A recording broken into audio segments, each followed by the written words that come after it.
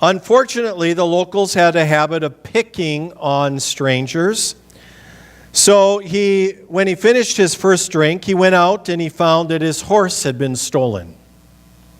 He went back into the bar, handily flipped his gun into the air, caught it above his head, and fired a shot into the ceiling. "Which one of you sidewinders stole my horse?" That was pretty good, wasn't it?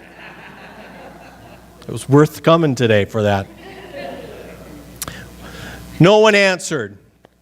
"All right, I'm going to have another beer, and if my horse ain't back outside by the time I finish, I'm going to do what I done in Texas.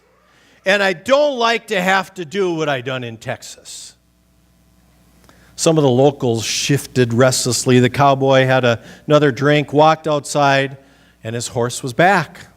Saddled up, he started to ride out of town.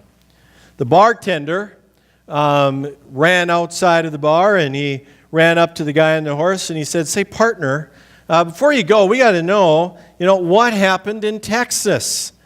And the cowboy turned and he said, "I had to walk home."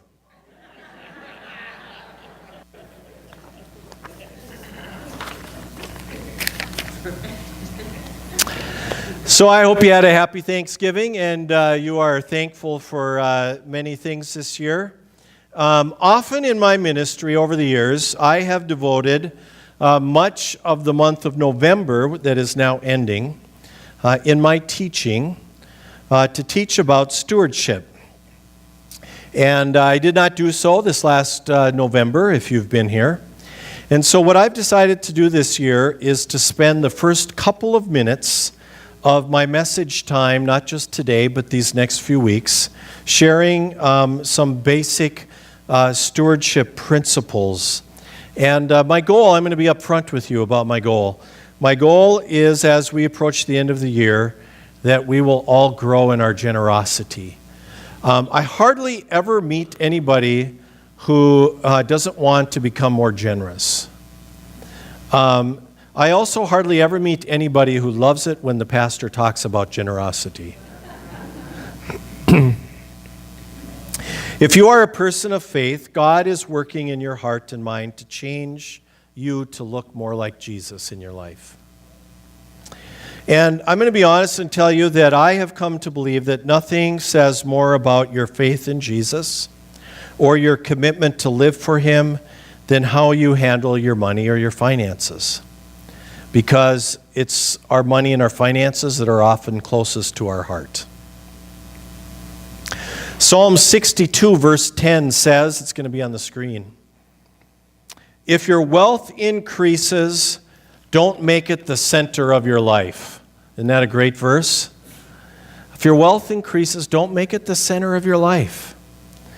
I don't know if you know that the Bible has a lot to say about money and possessions. And I think it's because money and possessions are the one thing that become an idol in our life more than anything else. And we place them at the center. So in this 2 minutes that's just about to end, I just want to teach you what is the most important and the most basic stewardship principle that you will ever learn. And I want you to come back to it all week. And this is it. God owns everything. Why don't you say that with me? God owns everything. Psalm 24 verse 1 says, "The earth is the Lord's and everything in it."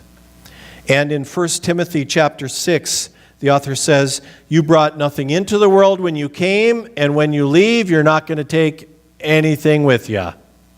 And so everything really belongs to God. It's entrusted to us. A steward is someone who takes care of that which belongs to someone else.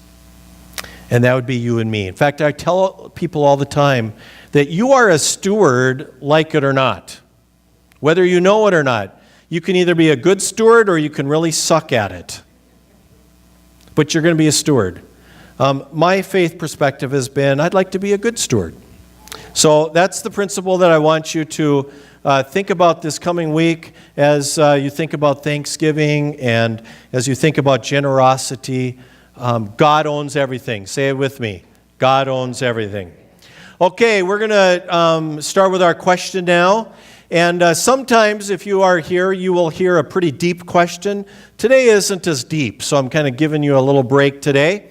Here is the question. What is the most impactful or one of the most impactful books or writings you have ever read? And just because I didn't really want everybody to stand up and give the Sunday school answer, we're going to exclude the Bible. We're going to assume the Bible is number one, at least for some of you.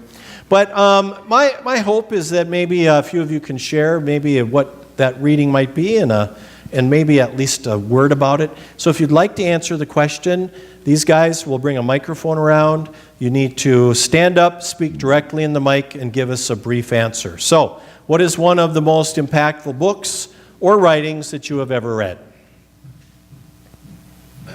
In the back and then up front.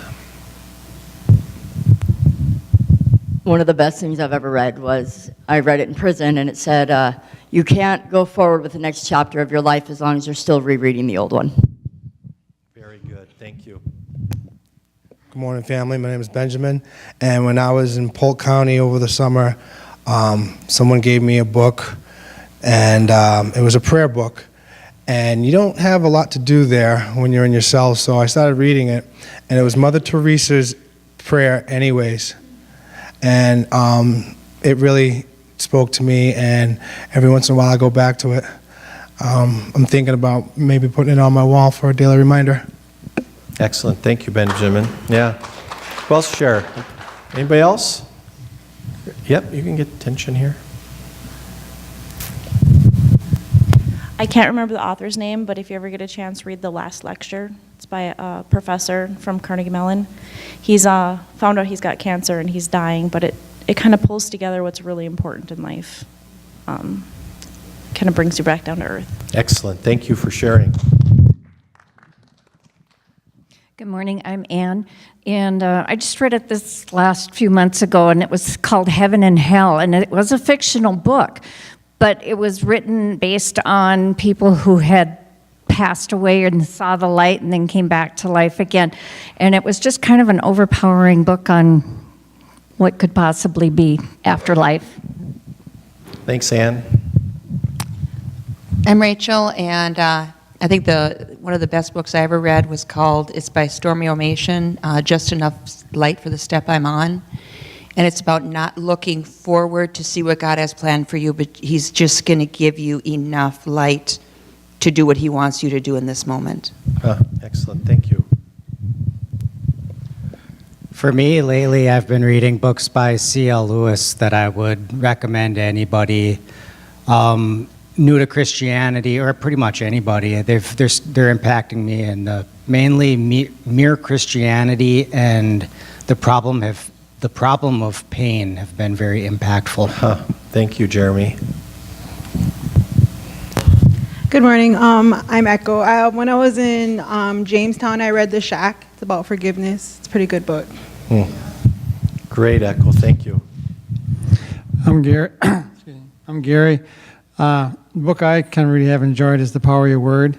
It's written by Robert Morris, who's the pastor of the church where my sister goes. But the analogy in the book is that God created the world by His Word, and we're made in God's image. So therefore, our Word is very powerful and can be very influential in either cutting people down or building them up. So to always be careful with the words you choose to talk to other people or to refer to other people, and make sure you're using positive words, because your words are very powerful because we're made in the image of God.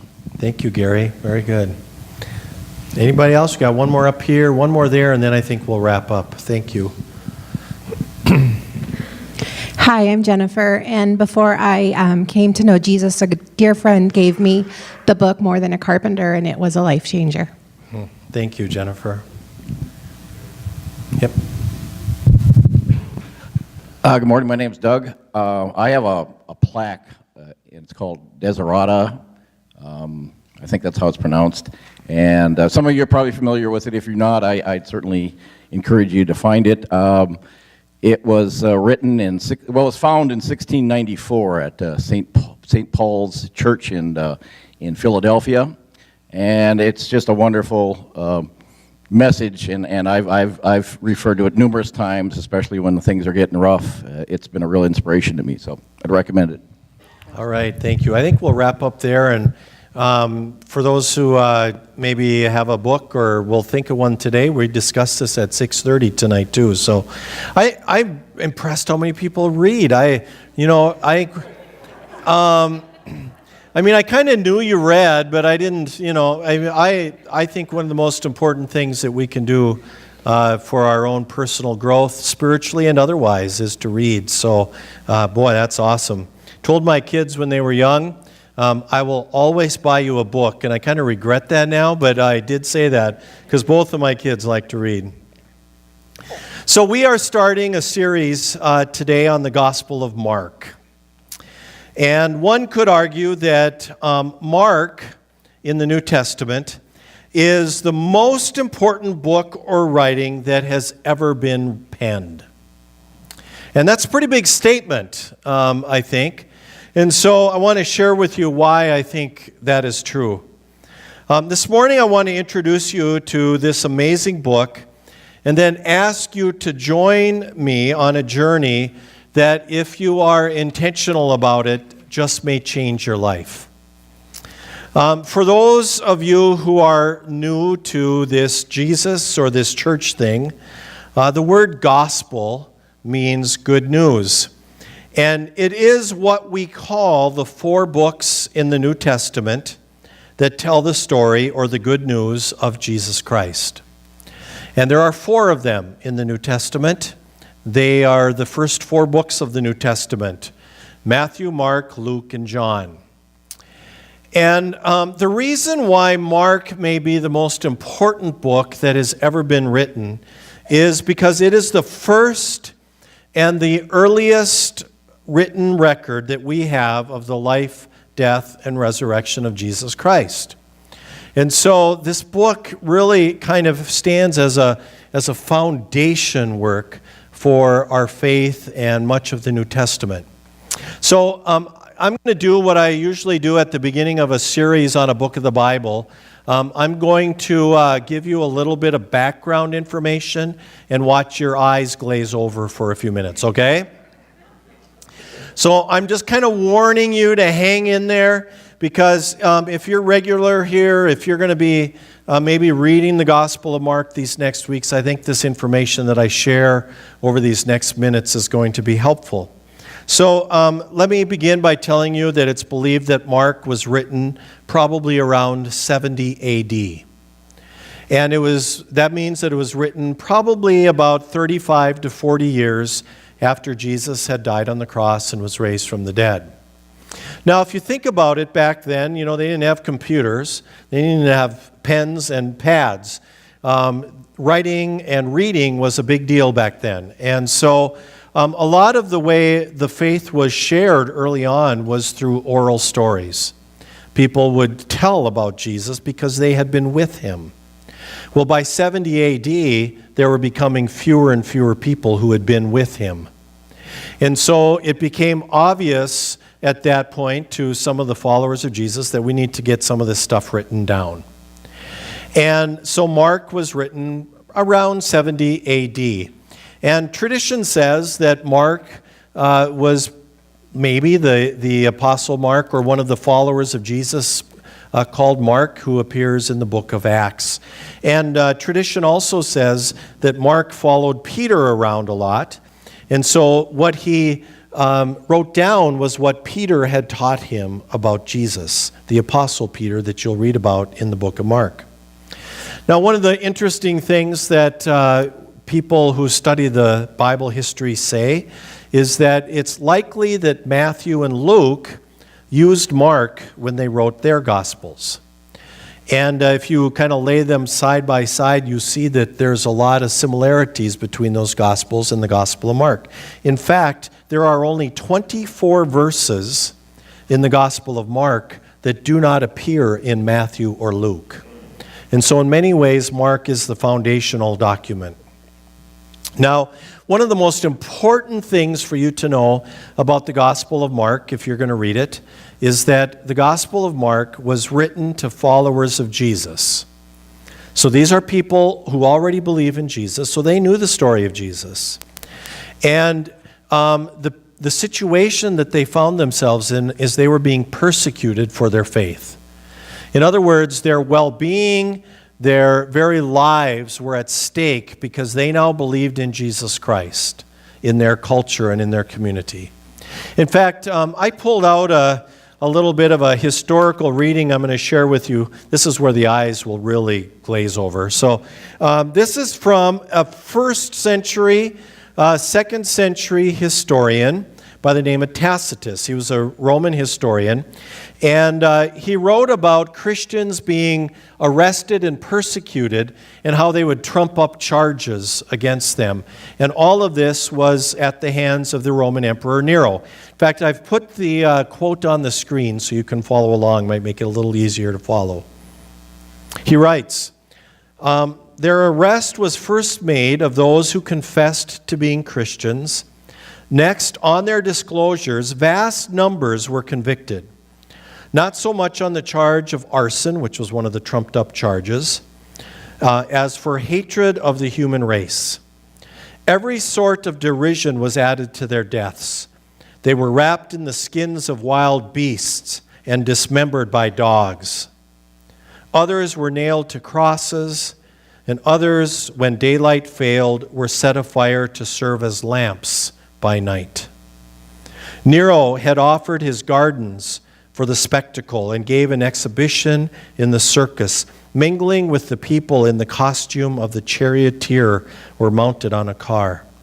Hence, even for criminals who merited extreme and exemplary punishment, there arose a feeling of pity due to the impression that they were being destroyed not for the public good, but to gratify the cruelty of a single man, and that would have been Nero. So even the criminals felt sorry for the Christians in their persecution.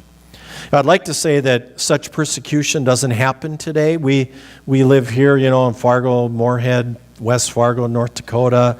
It happens in this world still today, similar kinds of things. And so it's important to understand as we read the Gospel of Mark that we need to read it through the lens of the people that were reading it back then to help understand it. And what Mark is telling the people is hold on. Hold on to your faith. Don't deny your faith. Remember, Jesus said these things were going to happen to us. Remember that Jesus suffered too, and we can find strength in him. So let me kind of move on and maybe try to unglaze your eyes a little bit and tell you that there are some interesting characteristics of Mark that I think are relevant to you that I want you to know. And I want to lift up 3 characteristics of Mark and then tell you why they might matter to you if you read this book, okay? The first is this. It's going to be on the screen. In Mark's gospel, Jesus is 100% divine and he is 100% human. And perhaps more so than any other gospel is this sense that Jesus was God himself, but also fully human being. In John's gospel, or in Mark's gospel, Jesus is filled with emotion. So much so that when Matthew and Luke, sometimes tell a story that was told in Mark, they soften the character of Jesus in order to kind of maybe mask a little bit of his humanity. So, for example, next Sunday we're going to read about Jesus' baptism and temptation in the wilderness. And when Mark writes about it, it says that Jesus, after being baptized, he was driven into the wilderness to be tempted by Satan. And Luke and Matthew, they kind of lighten it up a little bit. They say, Jesus was led by the Spirit. Yeah? You hear the difference? And so there's kind of a softening in Matthew and in Luke. And, I was thinking about why would this be relevant to you? Well, here's why. Because sometimes in our struggles, we get stuck in our own heads. Has anybody ever happened to anybody here?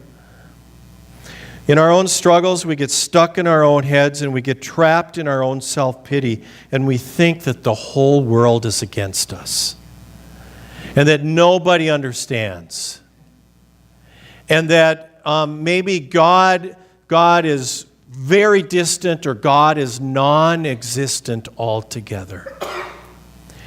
And here's why this is so relevant to you. When you read Mark and you see the human heart and character and compassion of Jesus, I want you to remember that you have a God in Jesus Christ who knows what you're going through. That's what it means. That's why Jesus' humanity is so important. Because when you're, man, I've been there, when you're in the depths of your souls, when you think that there's nobody who understands, when you think that there's no reason to go on living, or that God has somehow just abandoned you, I want you to remember Mark's Jesus, where he says that this Jesus has been through the same stuff you've been through. Isn't that cool? That's very cool. God knows what you're going through. That's why that is so relevant. You know, when you need to know that God is there because everything else seems to be gone, know that Jesus has been there himself. In fact, let me show you another verse in the New Testament that picks up on this. If you want to turn in the Bible to Hebrew chapter 4, in our church Bibles, it is page 1011. You should be able to find one around you. Hebrews chapter 4, 1011, or if you're using a recovery Bible, page 1582. And here you'll see how the author of Hebrews kind of picks up on this idea that I just described, that God knows what we're going through. Chapter 4, verse 15. When you find it, I'm going to ask you to read it with me out loud. 1011, verse 15. Let's read together. This high priest of ours understands our weaknesses, for he faced all the same tempting we did, yet he did not sin. If I could read, it would be helpful. So he faced all the same things we did. He faced all the same things we did. So God understands. Okay, second thing about Mark, the second characteristic that I think is relevant, as I want you to remember as you read. In Mark, you will meet a God in Jesus who is all about self-giving love and grace.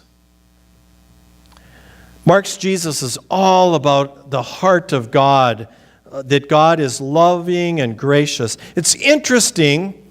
When you read Mark, you'll note that Mark doesn't at all talk about Jesus' parents, doesn't talk about Jesus' birth, he doesn't talk about Jesus' upbringing, he doesn't talk about anything about Jesus' life except for what came after his ministry started. Mark doesn't even spend much time talking about Jesus' teaching. Half of Mark's gospel is about the last few weeks of Jesus' life.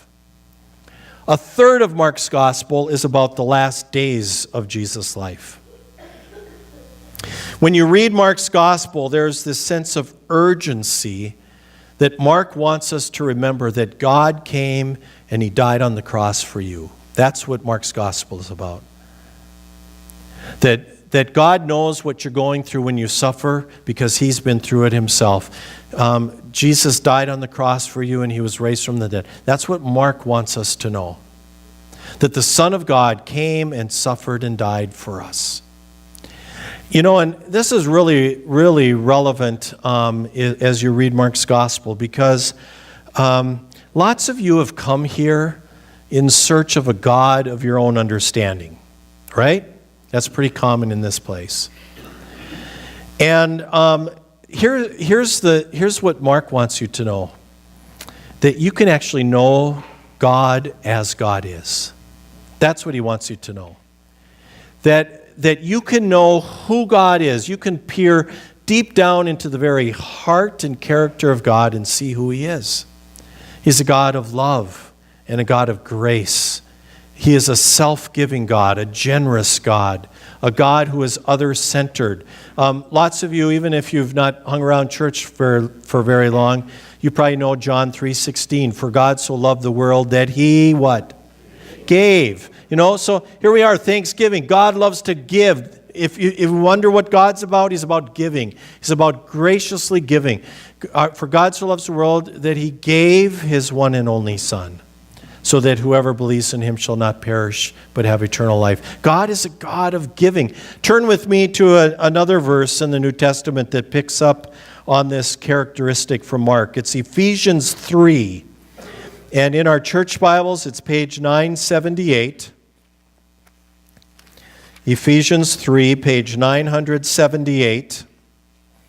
And if you are in a recovery Bible, 1513. Ephesians chapter 3, verse 18. Why don't you find it and read it with me out loud? And may you have the power to understand, as all God's people should, how wide, how long, how high, and how deep is his love. Man, that's a verse worth just kind of taking with the rest of the day. Just understand how deep, how wide, how powerful is the love of God. This last Thursday, it was Thanksgiving, as you know, and we had a big deal here on Thursday at noon. 160 people come and eat, and we had run our shuttles. Some of you were here from Center, and it was really a cool day. And about middle of the afternoon, I went home and I laid down for a few minutes, visited with my son, who then got home, and then we came back for Celebrate Recovery. We had 45 people at Celebrate Recovery on Thanksgiving night, and I went home on Thursday night, and I'm thinking, Thanksgivings were a lot easier when it was just me and my family. I was exhausted, and it was a pretty crazy day. But I'll tell you what made it worthwhile. Some of you were there, sat in the group of guys that night, and we were just kind of sharing what's going on right now in our lives, and I was just kind of overwhelmed with this sense of gratitude to God.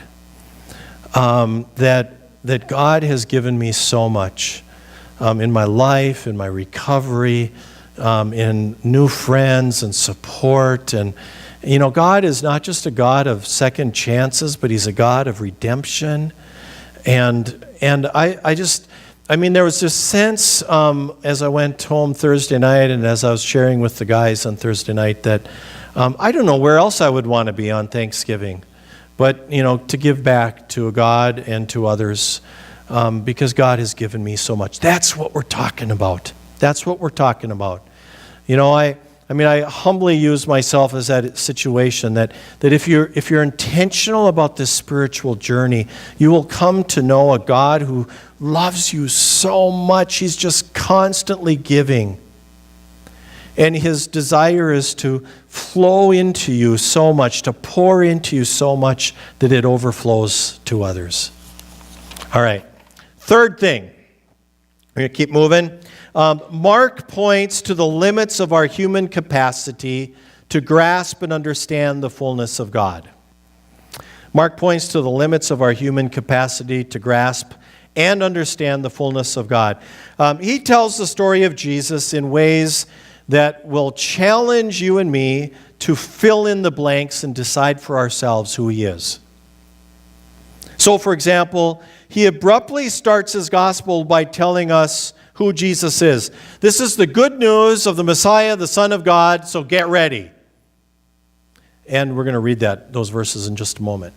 Then he ends his gospel just as abruptly. He says that the women went to this tomb after Jesus had been buried there, and the stone was rolled. There was no body there, and they ran away, and they said nothing to anyone. That's how Mark's gospel ends. It's like, you fill in the blanks. What does that mean? In the stories that you read, there's going to be people all the time who are amazed by Jesus, and they wonder who he is, but they don't know. But the demons know who he is. That's really weird. The demons know who he is, but not the people. In fact, even the disciples, throughout Mark's gospel until the last day, They don't know who Jesus is. I'm going to give you a little secret. It might be helpful. When you read Mark's gospel, the disciples, they ain't so bright. They're not that bright. They really never quite get it. I mean, for example, Jesus pours out his heart to them, says, I'm going to suffer, I'm going to die on the cross for you, and then they go off and they argue about who's going to be the greatest once Jesus is in his kingdom. Or another place, they can't cast out a demon in this young boy. Jesus comes and casts it out, and instead of being in awe of Jesus' power, they say, well, why couldn't I do that? Have you ever wondered that? Why couldn't I do that? In Mark's gospel, when it comes to Jesus dying on the cross, they're all gone. They're all gone. And, man, to me, that is such a relevant thing in Mark's gospel because have you ever been confronted by the limitations of your human power? Oh, look who I'm talking to. Of course you have.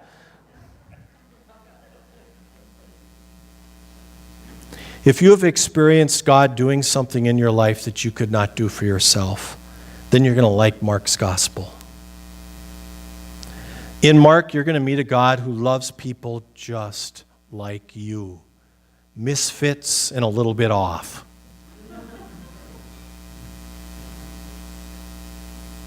Not only does God love people in Mark's gospel like you, he redeems people like you, and then he changes the world with people like you. It's pretty cool. It's a great book. Now, let me show you one more New Testament verse that picks up on this. If you want to turn to 2 Corinthians chapter 9. 2 Corinthians chapter 12, page 970. 2 Corinthians chapter 12, page 970 in the Recovery Bible. It's page 1493, verses 8 and 9. Let me read them for you. Chapter 12, verses 8 and 9. Paul writes, 3 different times I begged the Lord to take away this thorn in my flesh.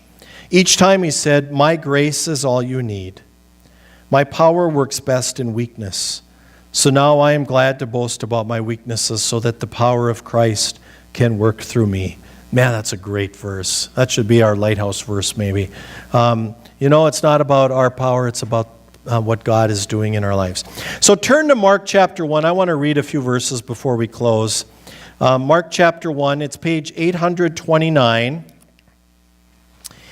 And we are just going to get started on Mark's gospel here.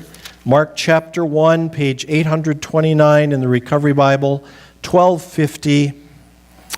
These next weeks, I encourage you to bring your own Bible, especially if you're used to kind of marking things or remembering things within your Bible. Let me begin reading at verse 1. This is the good news about Jesus, the Messiah, the Son of God. It began just as the prophet Isaiah had written, look, I am sending my messenger ahead of you, and he will prepare your way. He is a voice shouting in the wilderness, prepare the way of the Lord's coming. Say, prepare the way. Prepare the way. Clear the road for him. Say, clear the road. This messenger was John the Baptist. He was in the wilderness and preached that people should be baptized to show that they had repented of their sins and turned to God to be forgiven. All of Judea, including all the people of Jerusalem, went out to see and hear John, and when they confessed their sins, he baptized them in the Jordan River. His clothes were woven with coarse camel hair, and he wore a leather belt around his waist. He ate food. For food he ate locusts and wild honey. John announced, someone is coming soon who is greater than I am, so much greater that I'm not even worthy to stoop down like a slave and untie the straps of his sandals. I baptize you with water, but he will baptize you with the Holy Spirit. I mentioned earlier, Mark is written to followers of Jesus, people who had given their life to him. And because of their faith in Jesus, their well-being and their very lives were being threatened. And I've been thinking a lot about that this week because that's really not our situation. Not at all here. I don't think that there is anyone here this morning whose well-being or life is threatened because you have ordered your life around your faith in Jesus Christ and change the way you do things. Truthfully, if we were to be honest, most of us here, we are so wrapped up in ourselves that it's even hard for us to imagine someone being willing to die for Jesus instead of denying him. In some ways, this message may be a little different for us here at Lighthouse. And, today what one might ask is this: do you really know the good news about Jesus the Messiah, the Son of God? Do you really know this story and what it means for your life?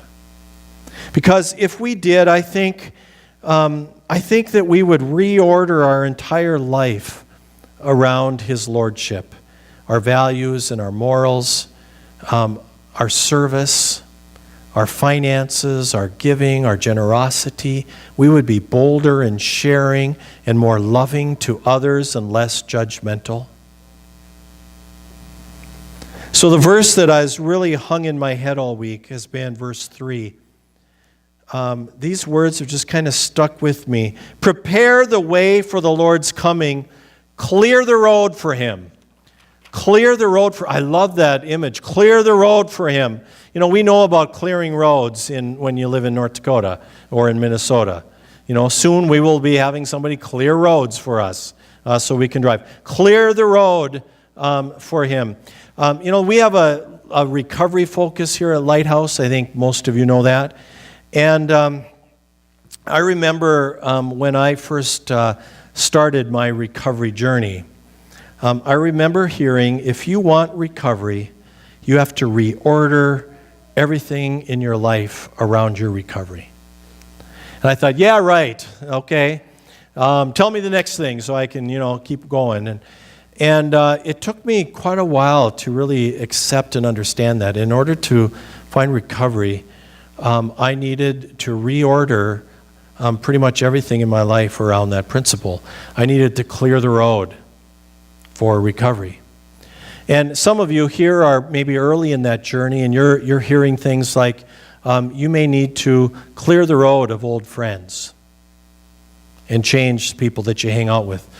Some of you may need to, clear the road of the places you go or the things that you do. You may need to clear the road of things as simple as, deleting the contacts on your phone.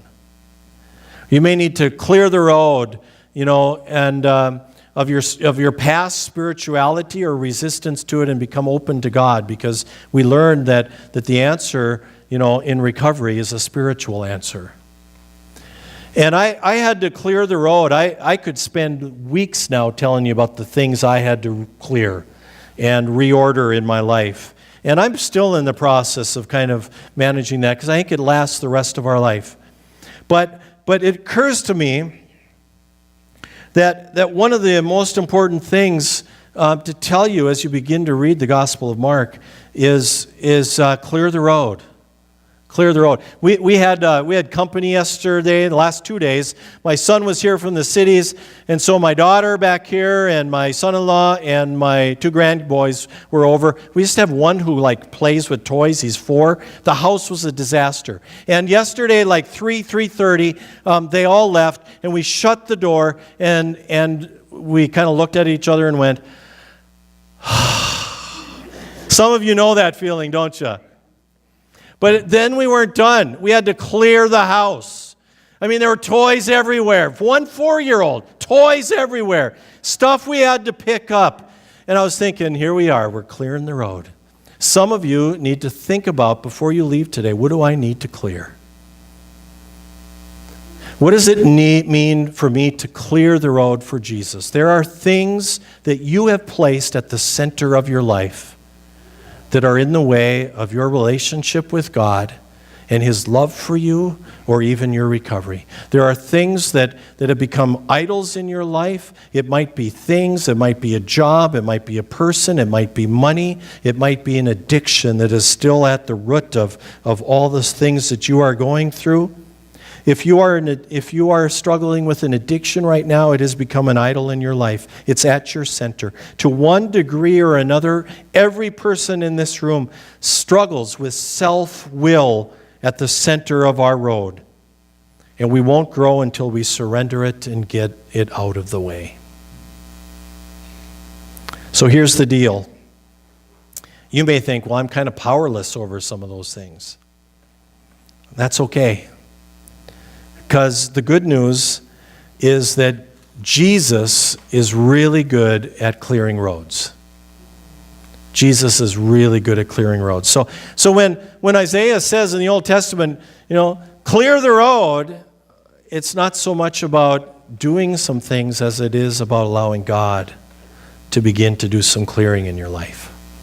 It's my invitation to you. Are you open on this day to what God might do to clear the road and to prepare you for a new journey with the Savior who you may have known all of your life, but you'll get to know in a new way now? Because He's a God who loves you and a God of grace and self-giving and love who just wants to pour out into your life. And it'll make a difference in your life, my friends. It'll make a huge difference in your life. So I hope you come back. I'm excited about the Gospel of Mark. I have an action plan. Musicians, you can come up. If you're into the action plans, I've got 3 quick things. Number 1 is I always do when we read a book of the Bible together, read the book of the Bible together. So read Mark. I always encourage people to read 1 chapter a day. And when you finish it, read it again. Number 2, if you don't journal, you should start. But for those who journal, we're going to write this week a little bit about what's on the road that we need to ask God to begin clearing. What's on your road? What's at that center of the road that maybe still needs to be dealt with? And then we're going to write on sticky notes or on something this week, God owns everything, and we're going to reflect on that all week, all right? God owns everything. Let's stand and sing a closing song.